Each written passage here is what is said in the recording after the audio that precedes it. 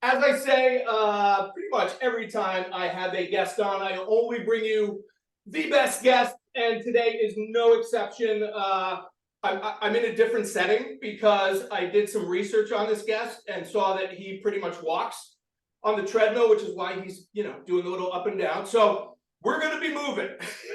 I love it. I love it. Podcast, right, Dr. Greger? Let me give the quick intro.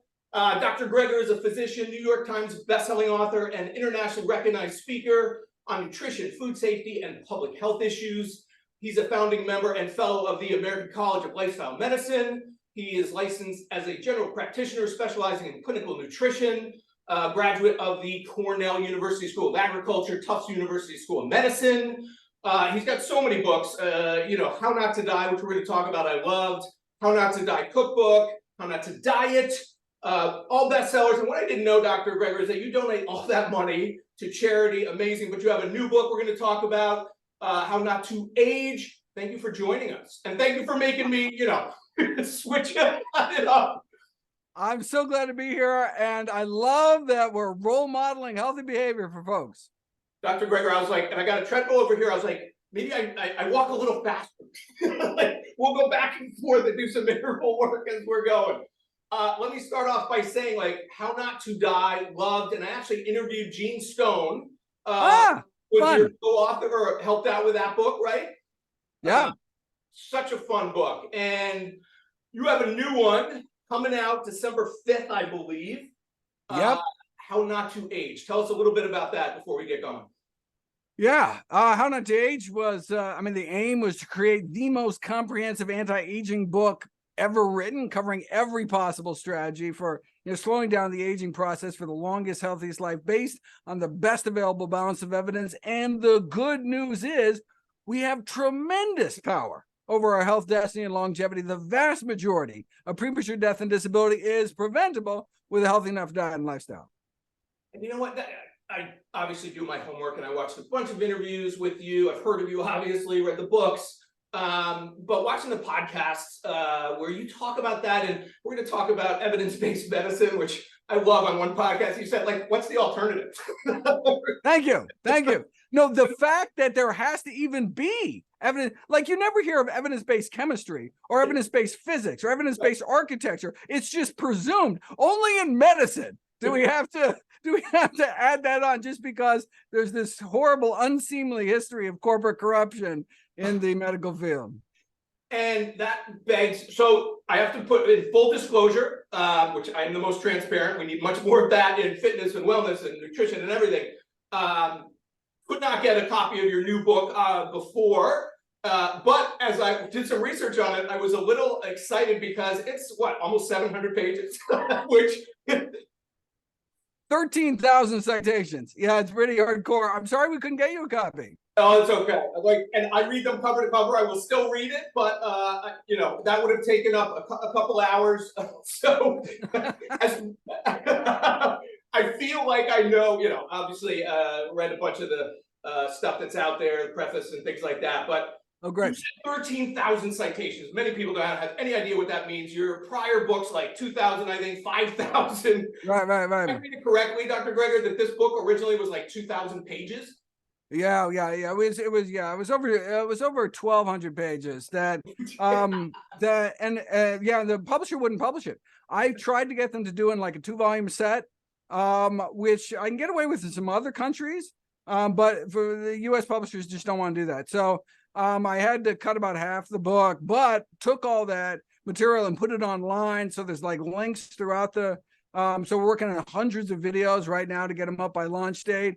And so all the information is there contained within the book, but it's just a lot slimmer than it started out. It was a big project. The only book I know of that's like that would be Timothy Noakes' book, right? The Original Lore of Running, right? Oh, cool. Yeah. I mean, and which is so funny because we all know the joke about running, comedians say it all the time, but why do you need a book on running? It should be one page, put one foot in front of the other and go. And you got a 1,200-page book that's actually been updated. So that's, empirically based for people who don't know that. That means science. We're talking science here. And again, watching your prior podcasts and interviews, you just That's what you're talking about. And you go to the blue zones, which Dr. Greger and I talk about all the time, because we want to not only look at the research, but the people that have actually lived really long, healthy lives. So tell people who don't know about the blue zones. Yeah, so the blue zones are areas of exceptional longevity around the world. They're named based on a heat map of mortality, basically.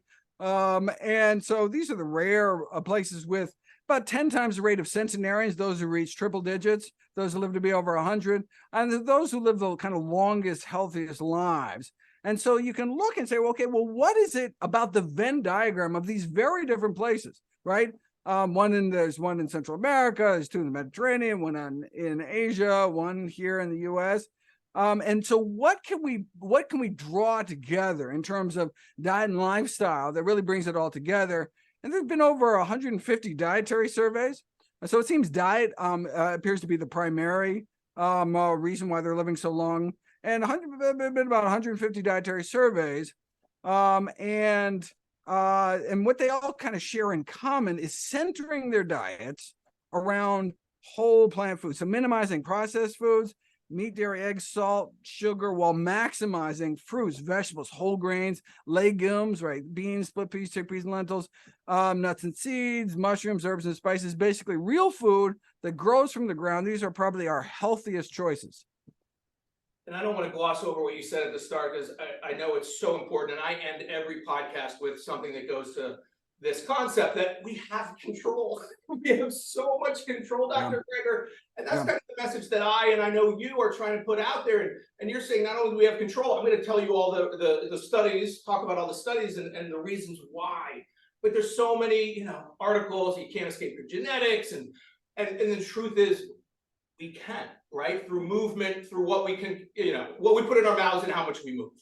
Yeah, only about based on studies of identical twins, only about 25% of the variation in lifespan between people is genetically determined.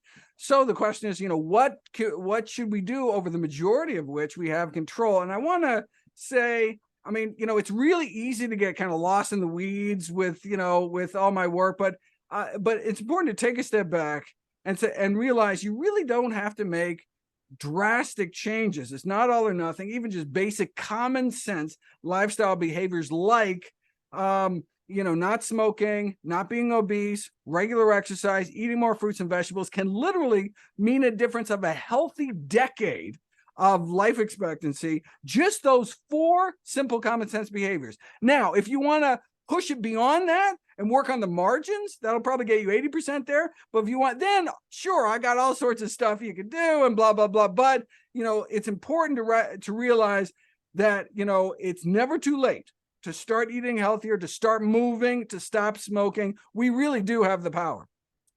And you talk about, Dr. Greger, diseases of excess. And that resonates with me and my audience because a term I use frequently is excessive moderation, right? We tend to do, which by the way, Dr. Greger, I use all that. I actually pitched it for one of my book titles, and a 20-something editor, publisher, was like, that's the worst title I've ever heard. I said, of course you do. Of course you do. Because that doesn't sell books, right?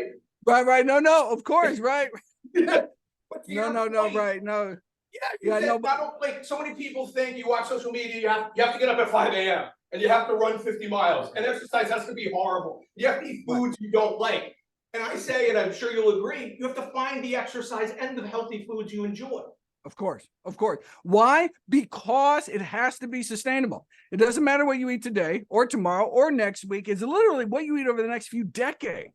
So however long it takes you to find foods that are healthy and that you enjoy, are convenient, are affordable, are delicious, it's similarly with movement, right? Involving yourself in sports, doing it with a friend, walking the dog. Whatever it is, listening to podcasts and music, it needs to be enjoyable. Or you'll do it at the new year. You'll white knuckle it for a few weeks, but eventually, you're going to cave in. If you have, crap in the house, you're going to start eating some crap. You have a bad day, right? It's about controlling our environment, finding the things that are enjoyable, that are doable, and however long that takes, it's worth it because the benefits are so large.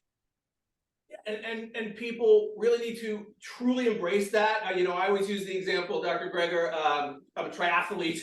I detest swimming. I don't believe it's a sport. It's a means to keep from drowning. If you're a swimmer, we can still be friends, but I'm going to put you in a different category of friend.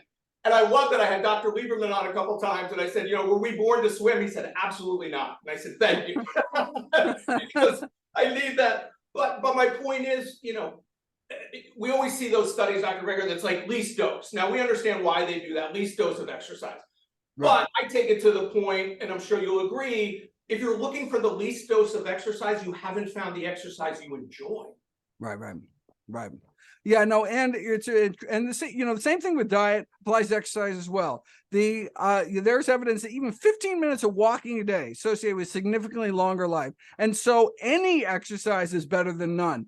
But, it's interesting when you look at the physical activity guidelines over the decades, they've actually gone smaller and smaller. Now we're down to, 20 something minutes a day. If you actually, from the official federal guidelines, because they're trying to make it approachable, doable. They don't want to intimidate people. But as far as I'm concerned, I don't like this patronizing attitude. Just tell us what the science says. Let us make up our own mind.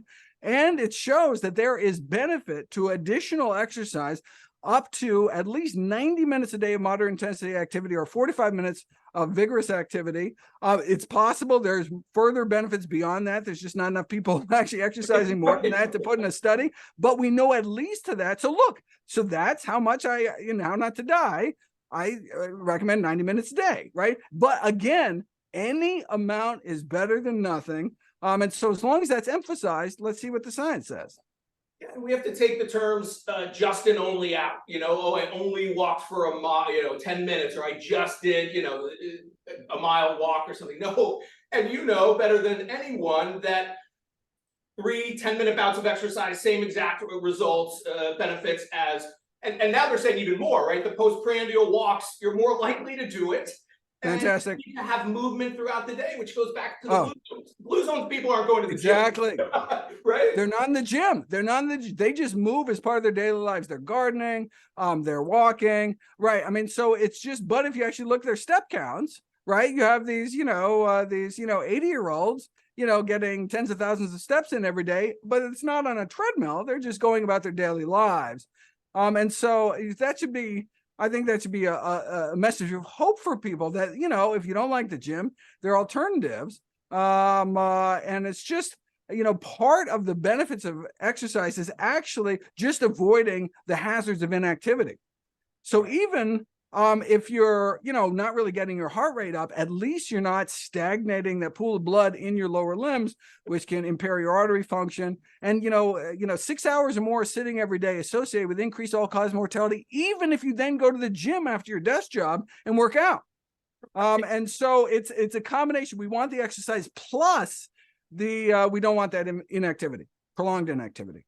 Yeah, I have an 87-year-old father-in-law, British, never been to the gym, super healthy. My grandmother, 96-year-old Italian, never went to the gym. Wonderful.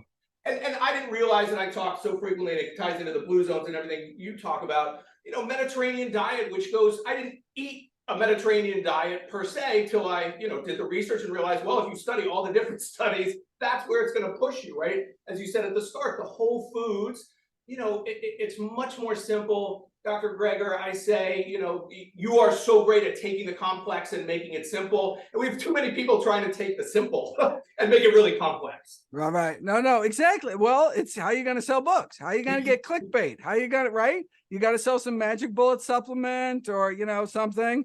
And just some of the really basic stuff. It's like, well, wait a second, I'm not going to pay for that. In fact, there really isn't anything to pay for, right? So much of this is free. You don't need those exercise gadgets or gizmos. No, absolutely. Something you said earlier about the excessive moderation, reminds me of a study. They actually asked people for their definition of moderation. And they went through a couple things like chocolate and, they all down the list. And what did people define as moderation? They defined it as how much they themselves ate. So if they ate huge amounts, that's moderation. If they ate very little, that's moderation. So the food industry loves the term moderation, because that's just telling people to eat just exactly as much as they've always been eating. You just made my day. I have not seen that study, and I will. Oh, it's an amazing study. It's an amazing study. That at the same time, because now I've been playing into the food industry's marketing plan. I mean, but it's totally true, and that's a problem. Like, what's high intensity, what's low intensity, what's steady state, what's zone 2. Just raise your heart rate, lift heavy things frequently, right? Whatever. I love it. I love it. Know if you're lifting, a barbell, a dumbbell, or doing a push-up, right? And before, like, so much I would keep you here for 10 hours. But we started talking about restriction, and you talk about intermittent fasting, right? And that's a huge thing. And I love that you put, let's talk about that. So what is the most important meal of the day to actually skip, and why? Oh yeah, no, fantastic question. And so that's actually the biggest chapter in my How Not to Diet book. Talking about weight control is on intermittent fasting, just because there's so many different types. There's alternate day fasting, 5-2 fasting, 25-5 fasting, mimicking diets, blah, blah, blah. Really, the take-home message is early time restricted feeding. So time restricted feeding is restricting your eating window to 12 hours or less every day, but critically important, it's the timing of that window. We really should try to push our caloric intake more towards the beginning of the day as possible. If you skip any meal, you're skipping supper, not breakfast. The exact same food eaten in the morning is less fattening than the exact same food, exact same number of calories eaten at night. And it has a lower blood sugar response, lower triglyceride response. If you're going to eat some crappy junk food, eat it for breakfast, because your body's able to handle it thanks to the circadian rhythms. And so one of the reasons why the Seventh-day Adventists in Loma Linda, California, actually the longest lived population currently on planet Earth, one of the reasons may be because part of their religious tenets is to make breakfast or lunch the biggest meal of the day. And so in general, we really should try to move in that direction.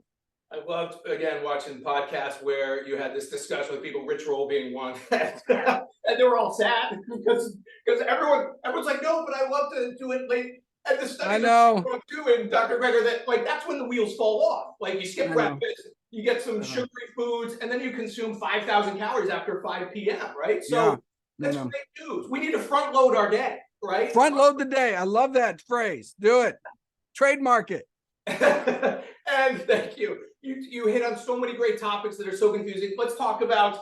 So we talk about breakfast. Talk about like fruit. It's you can't eat fruit because of the sugar. Give people the okay. Well, I mean, where that sentiment came from is from a good place, because we are just being bombarded by refined sugars, these so-called free sugars, industrial sugars like the high fructose corn syrup and sucrose and table sugar. And so the demonization of sugar is a good thing, because in general, where we're getting most of our sugar from is, sugary beverages. But unfortunately, that's kind of spilled over into this demonization of fruit, which is among the healthiest foods on the planet. So the Global Burden of Disease Study, which is the largest study of disease risk factors in human history, funded by the Bill and Melinda Gates Foundation, found that one of the top 5 causes of death in the world is inadequate fruit consumption. Like, literally, if people just ate more fruit, literally we would save millions of lives every year around the planet. And that's for a wide variety of reasons. But critically important. So not eating fruit is like a killer risk factor. And this includes diabetics. You can take diabetics, randomize them to minimize fruit or increase fruit intake. And they actually have better blood sugar control eating fruit. In fact, you can do these, these really granular experiments where, for example, you do give someone a glucose challenge test where you basically have them suck down a few tablespoons of corn syrup. And you measure what kind of blood sugar response. You get a big exaggerated spike in blood sugar, freaks your body out. And so your body, pours out so much insulin, you actually drop lower than when you started. So your blood sugars actually kind of overshoot. So your body throws all this fat into the blood in the form of triglycerides, and this real negative reaction. Now, what would happen if, in addition to those 3 tablespoons of corn syrup, you added an additional tablespoon of sugar in the form of pureed berries? So you just straight berries, but enough berries that it add an entire extra tablespoon of sugar. So now you got 4 tablespoons of sugar. So, oh my God, you must have a bigger blood sugar spike. No, the blood sugar spike is significantly lower. You don't get the overshoot. You don't get the triglycerides in the blood. And what is happening? First of all, the fiber actually slows down the absorption of sugar in your bloodstream. And then the polyphenols, these bright pigments, in the fruit actually block the absorption of sugar in the small intestine. So that slows absorption of sugar too. So actually fruit consumption helps with blood sugar control rather than the reverse. Stuff great news for people, right? And you know, I have 2 boys, they were raised on fruit. They choose fruit over sweets, you know. Love it. As you've talked about in your books, you know, prior to, you know, the food industry with the sweeteners are completely screwing up our evolutionary taste buds, right? And that's a huge problem. But if you start young, I mean, I love my fruit smoothie. I know you talked about that with, like, you know, protein shakes, and people are confused. If you freeze the fruit, super healthy, oftentimes. Oh my God, perfect. You know, you look at my freezers, half frozen greens, half frozen berries. Sometimes even has more nutrition because it's actually frozen the day of picking, rather than sitting on a ship from New Zealand for a few weeks, losing nutrition every single day. And it's cheaper, it's pre-cut, pre-washed, and you can get it year round. Absolutely a great way to have convenient nutrition in your diet. Since you were talking about polyphenols, and there's a huge push now. Listen, if you have issues with alcohol, obviously, you know, that's a separate discussion. But I love my red wine. So let's talk about alcohol quickly. Yeah. Well, there definitely some good stuff in those grapes. Unfortunately, though, of course, everyone agrees that drinking during pregnancy, excessive drinking, binge drinking, not good for you. But there's been controversy about this moderate alcohol consumption. And the reason is because the people that tend to live the longest are not the abstainers who drink 0 alcohol, but those who imbibe a few drinks a week. Unfortunately, this appears to be an artifact of what's called the sick quitter effect, arising from the systemic misclassification of former drinkers as if they were lifelong abstainers. I mean, it's the same reason why in some studies you find higher mortality rates among those who quit smoking compared to those who continue to smoke. It's not that abstention led to poor health, but poor health led to abstention. So many of these so-called abstainers got sick from drinking. That's why they stopped. And so when you actually control for that and actually just look at teetotalers, then, you know, according to the Global Burden of Disease Study, the World Health Organization, the World Heart Federation, really the safest level of drinking is none, because alcohol turns into something called acetaldehyde, which is a carcinogen. So, you know, ideally grapes, barley, and potatoes best eaten in their non-distilled form. And Johnny Walker is no substitute for actual walking. I'm going to cherry pick my research right there, doctor. I'm going to always think. But again, it's all about, you know, I mean, you know, it doesn't matter what you eat in your birthdays, holidays, special occasions. You know, it's really the day-to-day stuff that adds up. So it's important to have that context. But I heard those studies, and it's such a, you know, for most people, they're not going to quite understand what you just said, but, you know, that's where, you know, we have to look at the research in a very, you know, nuanced way. And obviously you're one of the best, 13,000 citations in the new book. Let's talk about oatmeal real quickly. You know, a lot of doctors on, you know, social media just saying how it's not the breakfast of champions. Yeah, well, I mean, the fact, if you have an MD after your name, that's basically advertising the world that you have 0 nutrition training. I mean, it's basically like saying, I am a nutrition ignoramus. And it's just because there's so little nutrition training, unfortunately, in medical school. And so unfortunately, many of them pick it up not from the gold standard, which is the peer-reviewed medical literature, but just because something they heard at the gym or whatever is kind of trending in social media at the time. Oatmeal. So of course there's oatmeal and then there's oatmeal. Ideally, the more whole, the better. So the top of the hierarchy are oat groats. So that's actually how it's kind of grown before it's cut 2 or 3 times into steel cut oats, or the oat groats are flattened into rolled oats, or really skinny rolled oats, or chopped really fine, or pre-cooked, and then you finally get down to instant kind of powdered oatmeal. Now it's actually the exact same ingredient. I mean, unless, you know, you have added sugar or something, but it's basically one ingredient, oatmeal, but it actually has different effects within the body. And so in terms of blood sugar responses, in terms of how much prebiotics actually make it down to your good gut bugs in your colon. And so the more we can eat as whole as possible, the better. And so oat groats are kind of a pain to cook unless you have one of these electric pressure cookers like an Instant Pot. Then it's just no problem. And once you eat it, you realize how chewy and wonderful it is. There's no going back to the mush. I tell you, it's great stuff. Oats have a particular class of chemical called avenanthramides, which are anti-inflammatory. That actually what is responsible for the aroma and taste of oats. And it's really not found anywhere else. So anti-inflammatory, you can actually use, that's why they have like oat-based lotions for like radiotherapy for cancer patients, significantly cutting down on inflammation. It does similar benefits inside. Fantastic breakfast. And to take it even up a notch, let's add some berries. We can add some frozen berries, fresh berries. Let's add some nuts and seeds. Let's add some pumpkin seeds. Let's add some walnuts, some flax seeds. Just to really kind of ramp it up. But yeah, that'd be a fantastic way to start the day. And it's a perfect way to kind of pull this all together, Dr. Greger. I mean, so what you just hit on is intermittent fasting, breakfast, right?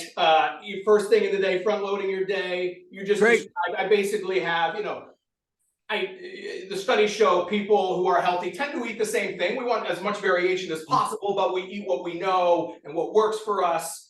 So I basically have like 15 healthy meals that I rotate throughout, and I try to right. But my go-to breakfast is what you just described, right? It's fantastic. Really good oatmeal with generally blueberries, but some type of berries, chia seeds, flax seeds, right? And you just started your day in a phenomenal way. Right. And it's one of the rare things that you can actually get on the road.